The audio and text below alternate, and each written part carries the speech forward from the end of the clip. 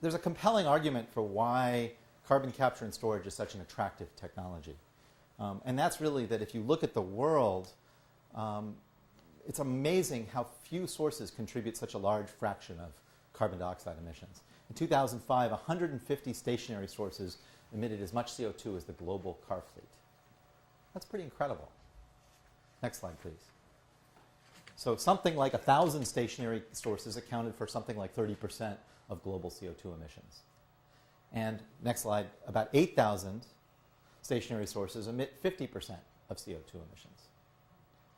Now, transferring all of these to carbon capture and storage, I'm not sure that will ever happen. We'll get to that scale. But you can see why, if you can actually capture carbon from these existing facilities and putting CO2 or replacement facilities, and then ultimately keep that CO2 from out of the atmosphere, from getting into the atmosphere, that's an incredibly important strategy and such an attractive strategy for actually transitioning this world from this sort of very fossil fuel intensive economy with high carbon emissions to a low carbon economy.